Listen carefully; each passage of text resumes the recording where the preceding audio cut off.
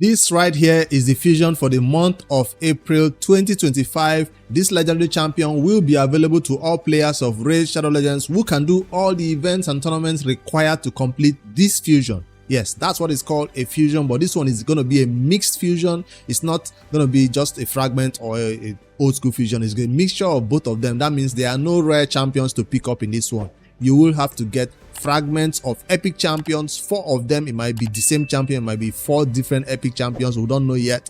But when those epic champions are obtained from the fragment summoning, that's when you can go ahead and fuse all of them into a legendary champion right here.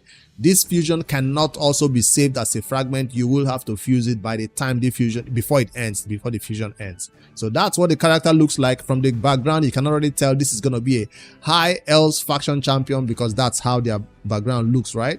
And then there looks like they are in a throne or something, all adorned with gold. So that's what this champion looks like from this character design. It looks like a normal high Elves faction champion with a little bit of blue sword on the blade and then his chest. Anyways, that's what we're expecting to happen starting April the 7th. And in this video, I want to take a closer look at this champion's skill set to find out whether it's going to be even worth going for, because we've all spent a lot of resources these few days, especially in champion training, spent a bunch of energy in different content, and now a fusion is coming on 7th April, and you have to decide whether his skills are worth it or it's going to be a skip for you. I go for every fusion whether I'm going to use them or not. If it's a bad one, I'm definitely just going to grab it and put it in my vault right here. So that's what I'll do about him. That's what it looks like again from the still picture. Let's go to his character skill. This champion is going to be a defensive based legendary champion, as you can see from the High Elves faction, and his name, let's just call him Beastbane, but the first name is something about Lysanthir Beastbane. So that's what I'm gonna call him, Beastbane. That Lysanthir is a little bit hard to pronounce. This champion has, of course, different skills, and I want to decide whether he's gonna be worth it or not based on his first skill we see there, called the A1 Echo Bolt. Is a attack that is a skill that hits one enemy 2 times, right? Hit one enemy 2 times. The first hit has a 75% chance of placing Hex debuff on the target for 2 turns. Hex, we see it in Raid as a skill or as a debuff we want to place on multiple heads, not usually just on one enemy, right? We normally want Hex to go on all enemies, but maybe he'll have a reason why he's placing it on just one enemy instead of everybody. This champion damage is based on defense, and we have seen that on this A1 he also places a 30% increased crit damage buff on himself for 2 whole turns. So he doesn't need a increased defense, increased crit damage buff from his A2 or A3. It's in his A1, and whenever he uses this A1, he'll just have an increased crit damage buff. Does that mean this champion is all of a sudden a damage dealer who is buffing himself with increased crit damage? Is not putting it on our allies, he's just putting it on himself only. All right, let's find out. This Hex will be a 100% chance when you spend your legendary skill tomes on it, and you always have some books right there you can spend to increase the A1 crit damage, the A1 damage in general. From his A2 called Wily Hunter is a skill that has a 5-turn cooldown, but when you spend books on it, it goes down to a 3-turn cooldown, which is a general thing we see on most all legendaries or some epics. It's a skill that attacks one enemy 2 times, has a 20% chance of repeating the attack. It's also a single target hit. 20% chance of repeating the attack is a low chance. You cannot use books to increase that chance also, so take note of that. When this champion counter attacks or teams up with allies to attack an enemy, will use this skill instead of their default skill. Why not the A1? Because he has already buffed himself, but this is gonna do a lot of more damage than the A1, I'm guessing. The damage inflicted with this skill increases by 10% each time an ally is devoured. So they are building this champion specifically for Hydra. So why is it doing A1s with Hex only on the, I guess on the entire Hydra team is only one head that you normally want to place that Hex on. I mean, you benefit from all the other heads having Hex, but there's one head that desperately needs to be hexed consistently so you can be able to target that head. I guess that's why they're building this champion. From his A1 and now the A2, it's clear that this champion is meant to be a Hydra champion. I don't know if this is one that will be appreciated by the Raid community, a champion specifically built for one content in raid. We normally like to see champions who can be used in Hydra and who still can be used in other content, right? But now saying that damage inflicted by this skill increased by 10% each time an ally is devoured by the Hydra heads. That means we're gonna have to be devoured 5 times before he hits his maximum damage on this skill of up to 50% more damage. Okay, because it takes a while to get to that point where 5 champions have been devoured and then you begin to do 50% more damage than you were originally doing on one hit. Now, I'm thinking this champion will be mostly used with like a champion who does ally attack like Lady Mikage or Farakin the Fat, because besides that, I don't see you using this skill that much. So it's not counting how many times you use this skill will determine how much you stack it up to 50%. No, it's counting how many times somebody gets devoured. But besides that, you always want to use a counter attack with a champion who benefits from using his A2 during counter attack. That's what I'm trying to say. So if you're going to use this champion in the Hydra and then you don't have a counter attack champion, it doesn't feel like you are taking full advantage of his skill set. So that's it. All right, and then I'm thinking it will also count from his artifact sets if you have some accessories that give him, allows him to counter attack or join the ally attacks. Some counter attack accessories will also work, I guess. Yeah, so that when he gets hit, and also the masteries, when he gets hit, he gets to use the skill instead of the A1.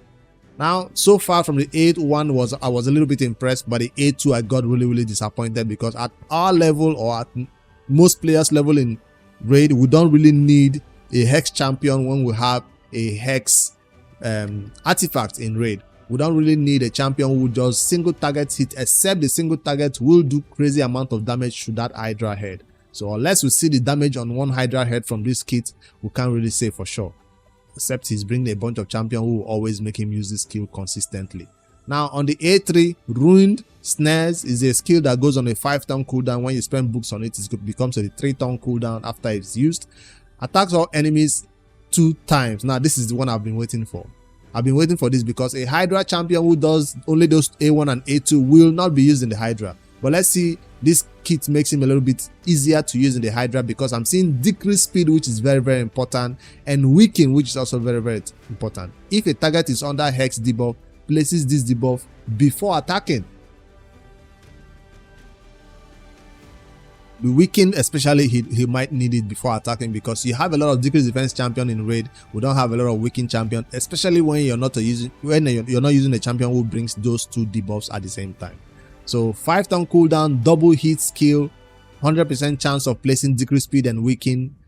I'm glad they didn't make it seem like if the enemies don't have hex, they're not going to land this decreased speed and weaken. That would have been so bad. But they made it available for you to always land your decreased speed and weaken, even when there is no hex on the Hydra heads. Now, if they have hex, then he might place those debuffs before he attacks the heads. I will say Hydra because that's where this champion was built for. Survival Supreme is a passive, will ignore life barrier and ally protection buffs. So that's 2 annoying buffs in the Hydra that this skill ignores, so which is nice. More reasons to even use him in the Hydra as your default damage dealer. The only thing we always have to ask ourselves, will this champion be doing more damage than our already existing champions that we already built for Hydra? Some players might compare him to a enemy max HP nuker. Obviously this skill is not an enemy max HP nuke, but they might begin to compare damage from an enemy max HP nuker, legendary or epic category with this champion to see whether they do more damage than he's gonna do. So that's the type of test I want to see when it's finally released in the game, or when we begin to obtain him. Increase this champion defense by 5% for each active buff this champion on this champion. Stacks up to a 50% more defense. That's gonna make him make you building with less defense, I guess. So you don't have to go towards the crazy 8k 7k defense. You're gonna be fine with 4k defense if you can stack it up with extra 50% to maybe get up to a 60k defense with this skill, right? For each active buff on them. So you want a bunch of buffers with this champion. Increase ally defense in all battles by 28%. That's a high aura right here. That means if you're not using a speed aura in your battles, you might want to put this champion instead to give you that extra defense he needs to even do more damage. So far, I'm looking at this kit like this champion is going to be one that most end game players who are doing crazy damage like Thunder teams and all those crazy teams, they'll totally skip out on this champion. If you're already using mythical champions in your Hydra team, you would never use this champion in the Hydra. So that's even some players who have their double gnots and Acrisias will not have any reason to build this champion in any content, because they have their Chris who is placing decreased defense and decreased speed. I mean, they have a lot of champions who are already taking care of the hex consistently with artifacts sets built. So this champion for those players might be a total waste of time. But for newer players coming into raid who you don't even have a hex champion yet for the Hydra, you don't have a consistent way of placing decreased speed on the Hydra heads to make sure you get enough turn to do maximum damage on the Hydra heads, you might want to take a closer look at this one and grab your first Hydra champion, and definitely it's going to be doing a lot of damage from that A2 if you're not already using some crazy enemy max HP nukas in the Hydra heads. Besides that, I don't see any content where this champion can shine because they specifically made him for the Hydra. So I don't know anybody who really asked for this champion. I don't think this is the one we're expecting, but hey, we've gotten 3 fusions so far. The third one was the best so far, so you don't expect them to do a back-to-back crazy fusion that everybody wants. They do one that everybody wants, then one that you might want to skip out on. So if you're already doing Ultra Nightmare, crazy millions of damage or billions of damage in the Hydra, I don't think this champion is going to improve that damage. Correct me if I'm wrong when we begin to see the damage test in the Hydra and see what this champion is doing. As for now, my first impression of Lysanthir Beastbane is that it's a skippable fusion. Very, very skippable. But for me, I will grab him and put him in the vault.